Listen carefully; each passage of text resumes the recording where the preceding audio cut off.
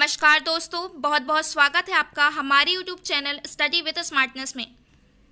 आज के इस वीडियो में हम हिंदी से संबंधित प्रश्नोत्तर देखेंगे। तो चलिए हम शुरू करते हैं।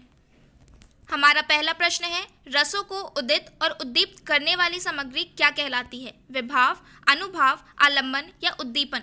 इसका राइट आंसर है विभाव। विभाव रसों को उदित और उद्दीप्त करने वाली सामग्री होती है।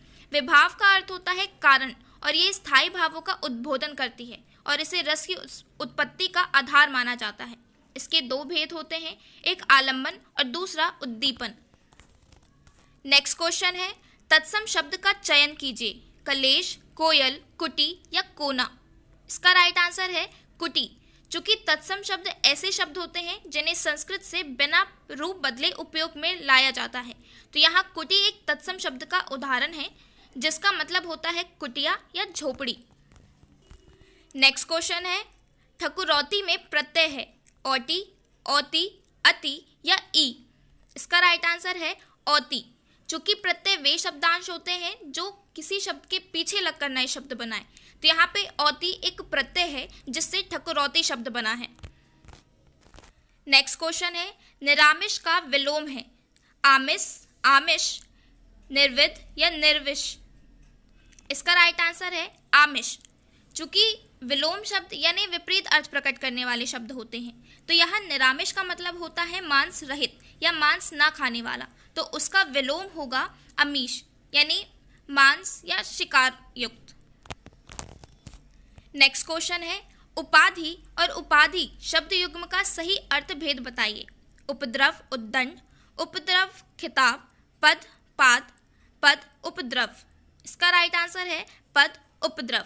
चूंकि सबसे पहले उपाधि जो है उस उपाधि का मतलब होता है पदवी या पद, और दूसरा जो उपाधि है उसका मतलब होता है उधम या उद्दंडता, जिसे उपद्रव भी कहते हैं। तो इस शब्द युग्म का सही अर्थ भेद होगा पद और उपद्रव। नेक्स्ट क्वेश्चन है, आद्यांत में संधि है गुण स्वर, यण स्वर, अयादि स्वर या दीर्घ स्वर? इसका राइट आंसर है यण स्वर संधि। चूंकि अद्यांत का जब हम संधि विच्छेद करते हैं तो आदि धन अंत के रूप में इसका विच्छेद होता है, और यण स्वर संधि में हमेशा ही ई और ई का या हो जाता है। उसी तरीके से यहाँ पे आदि में ई का या हो जाता है जिससे अद्यांत शब्द बनता है। नेक्स्ट क्वेश्चन है, असन आसन शब्द युग्म का सही अर्थ भेद बताइए। सीट भोजन, वस्त्र भोजन, भोजन निकट या आसान आराम? इसका राइट आंसर है भोजन और निकट।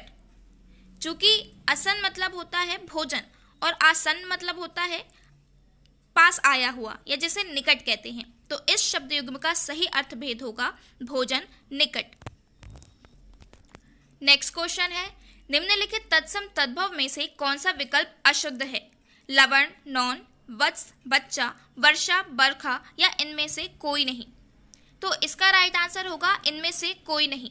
चूंकि यहाँ पे तत्सम तद्भव शब्द पूछा है उसका अशुद्ध पूछा है, यानी जो तत्सम और तद्भव ना हो, लेकिन यहाँ लवण को नौन कहते हैं, वत्स को बच्चा और वर्षा यानी बरखा होता है, तो इसका राइट आंसर है इनमें से कोई नहीं। नेक्स्ट क्वेश्चन है, ता वर्ग की ध्वनियों का उच्चारण स्थान है नासिक्य, दंत्य, मूर्धन्य या तालव्य? इसका राइट आंसर है दंत्य। ता वर्ग के जो भी शब्दांश या वर्ण होते हैं उनका उच्चारण स्थान दंत्य होता है। यहाँ पे त, थ, द, ध, न, ला और सा आते हैं। नेक्स्ट क्वेश्चन है, निम्नलिखित में से कौन सा युग्म विपरीतार्थक नहीं है? निर्गुण, दुर्गुण, निर्जीव, सजीव, तरल, ठोस, ज्वार, भाटा? इसका राइट आंसर है निर्गुण, दुर्गुण।